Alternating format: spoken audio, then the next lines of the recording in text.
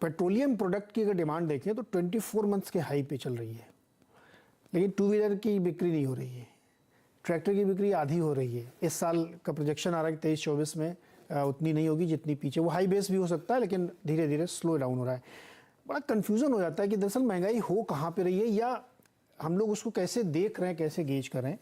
तो ये मुझे थोड़ा एक्सप्लेन करिए कि क्या प्रॉब्लम कहाँ पे हो रही है। ये 3-4 चीजें आपने छेड़ी, मैं एक एक करके उन पे बात करती हूँ। अगर टू व्हीलर की बात करें तो वहां पे जो क्यूमुलेटिव प्राइस हाइक्स हुए हैं पिछले 2-3 सालों में, क्योंकि इनपुट कॉस्ट बढ़ी हैं, वो इतनी ज्यादा है कि जो टारगेट सेगमेंट है उनके लिए अफोर्डेबिलिटी एक बहुत बड़ी कंसर्न है।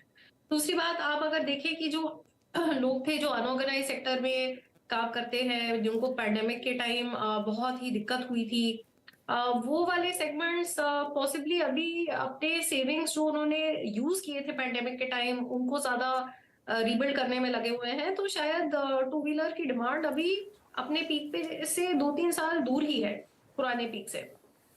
ट्रैक्टर में हमारा अनुमान ये है कि अगर एल नीनो से ज्यादा डिसरप्शन नहीं होती तो एक फ्लैटिश सिचुएशन होगी। पिछले 2 साल ट्रैक्टर के नंबर्स बहुत अच्छे रहे हैं, तो वहां पे डेफिनेटली एक बेस का इम्पैक्ट आएगा। और महंगाई कहाँ हो रही है? क्लियरली जो contact intensive higher and services है वहां पे तो देखिए हो ही रही है। मैं एक एनेक्डोट दूंगी। मैं दिल्ली में बेस्ड हूँ और मैं हर 2 महीने जब दिल्ली से मुंबई आती हूँ तो होटल के दाम तो क्लियरली पिछले 6-8 महीने से ऊपर ही ऊपर की तरफ जा रहे हैं। तो ये तो डिमांड की वापस आने की वजह से ये है। सिमिलरली एटीएफ प्राइसेस इतने हाई होने के बावजूद देखिए हम प्रैक्टिकली प्री कोविड लेवल पर एविएशन में वापस आ गए हैं डोमेस्टिक ट्रैवल में। तो ये भी एक डोमेस्टिक डिमांड का ही साइन है, अगेन हायर एंड डिमांड का। और अगर हम एक और सर्विसेज इन्फ्लेशन की एक मैं अपनी तरफ से टिप्पणी शेयर करना चाहती हूँ। पिछले साल हमने देखा होगा कि काफी ऐसी सर्विसेज हैं जहां पैंडेमिक के टाइम पे प्राइसेस की रिवीजन नहीं हुई थी, जैसे फॉर एग्जांपल डॉक्टर्स की फीस। तो एक शॉर्ट में काफी बड़ा रिवीजन करा होगा काफी ऐसी सर्विसेज में, जिसकी वजह से सर्विसेज की इन्फ्लेशन अभी काफी बढ़ी हुई है। जब ये एक बार बेस में चला जाएगा तो उसके बाद इस साल जो आने वाला प्राइस इंक्रीज है वो हमें लगता है उसका मैग्नीट्यूड नॉर्मल होगा, पिछले साल के कैचअप जैसा नहीं होगा। तो हो सकता है उसकी वजह से आगे जाके सर्विसेज इन्फ्लेशन का नंबर थोड़ा सा मॉडरेट होता हुआ हमें दिखे। But yes, overall demand clearly बहुत अनइवन है और उसकी वजह से अलग अलग क्षेत्रों में हमें जो डिमांड लेड इन्फ्लेशन है वो भी अलग अलग लेवल्स पे दिख रही है। तो अभी आपने एक वर्ड यूज़ किया कि जब वो अभी की जो रेस है वो बेस में जब कन्वर्ट हो जाएगी तब हमको अगली बार ठीक देखिए। हम लोग इसको हिंदी में कहते हैं जब आप महंगाई बर्दाश्त करना सीख लेंगे, डॉक्टर की फीस 3,000 रुपये केवल उसके लिए देखना सीख लेंगे, तो आपको अगली बार महंगाई नहीं दिखेगी। एनीवे, खैर सौगत दा, इस बार जोक्स अपार्ट, सौगत दा ये बताइए अगर कॉस्ट ऑफ फंड लगातार बढ़ रहा है ना, तो मूल बात है एकदम इकोनॉमिक्स की मूल बात, पैसे की का लागत बढ़ती जा रही है, तो धंधा पानी कैसे चलेगा, नौकरियां कैसे जनरेट होंगी। महंगाई तो आप पहले साइड में रखो, पहले तो ये बताओ कि काम कैसे चलेगा मेरा।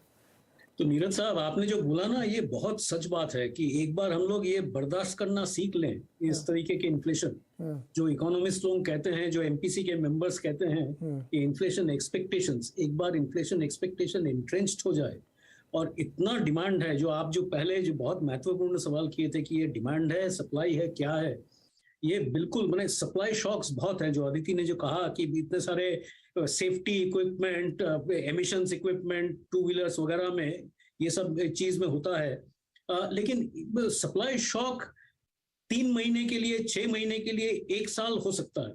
ये नहीं कि 3 साल लगातार 6%, 7% के ऊपर इन्फ्लेशन रहा है। इसमें डिमांड बना है ही है, कोई उसमें कोई शक नहीं है, कोई संदेह नहीं।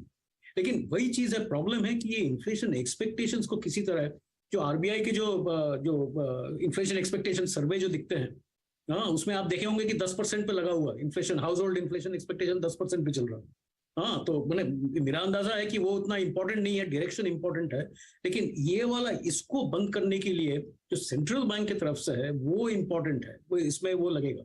दूसरा तरफ है ये बड़ा इन्फ्लेशन जो बना हुआ है रूरल एरिया में, देख लीजिए, मेरा अंदाजा है रूरल एरियाज में जो एग्रीकल्चरल साइड है, हाँ, वो बराबर करीब तगड़ा बना हुआ है और या तो मैंने इम्प्रूव कर रहा है। लेकिन वो जो नॉन एग्रीकल्चरल जो रूरल सेगमेंट है, जितने सारे सब ट्रैक्टर सर्विस करना, फर्टिलाइजर, सीड्स वगैरह जो उन लोग जो करते हैं, प्रॉब्लम वहां पे बना हुआ है।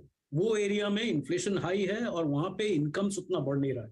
तो ये बहुत सेगमेंट बाय सेगमेंट देखने की जरूरत है। मतलब एक साथ एग्रीगेट देख के आपको पता नहीं चलेगा कि कहाँ से इन्फ्लेशन आ रहा है, कहाँ से इन्फ्लेशन घटेगा, ग्रोथ कहाँ से कमेगा, ग्रोथ कहाँ पे बने रहेगा, ये चीज बिल्कुल केस टू केस बेसिस पे इसको देखना पड़ेगा। शो समाप्त करूं उस समय मुझे सिर्फ एक चीज याद आ रही है कि ब्लैक रॉक के हेड ऑफ फिक्स इनकम का ये कहना कि फेड 6% से पहले नहीं रुकेगा, अब मुझे पता नहीं क्यों ये बात ऐसे अचानक से याद आ गई। देखते हैं भारत में क्या होता है।